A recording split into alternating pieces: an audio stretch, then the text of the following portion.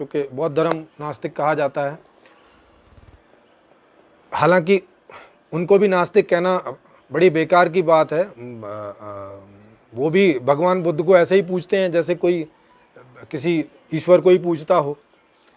तो फिर भी मान लो गूगल में जाके करें तो वो बोलता है कि 6-7% नास्तिक लोग हैं, लेकिन हम अपने चारों तरफ तो देख ही सकते हैं, यहाँ ज़्यादातर आस्तिक लोग हैं जो ईश्वर को या विभिन्न देवी देवताओं को, मज़ारों को, जिंदों को, मुर्दों को, उनके गुरुओं को कोई ना कोई रूप में सब पूज ही रहे हैं, सब पूजते ही हैं।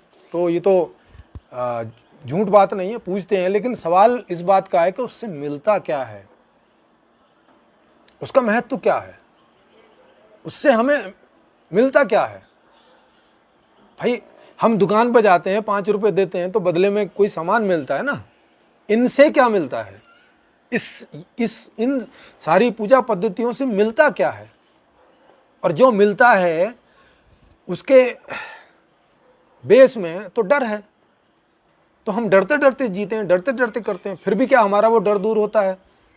शायद स्लाइटली कभी दूर होता हो। फेस टू फेस मतलब सब उसमें होते हैं, सबके माइक खुले होते हैं, वहाँ पे कोई भी वक्ता बन सकता है। तो अगर आपके पास कोई ऐसा तरीका है कि आप समझा सकें तो आप वहाँ आमंत्रित हैं। आप अपना नंबर, अपना जो व्हाट्सअप नंबर है वो आप दे दीजिए, उसमें हम आपको लिंक भेज देंगे, तो आप उसमें शामिल हो सकते हैं, जुड़ सकते हैं। आप वक्ता के तौर पर भी आ सकते हैं, कोई भी अपना टॉपिक रख के, और आप वहाँ श्रोता के तौर पे भी आ सकते हैं। आप सवाल भी पूछ सकते हैं और आप आंसर भी कर सकते हैं। वो पूरी तरह से ओपन मंच है, सबके लिए, सबके बराबर वहाँ पे राइट्स हैं।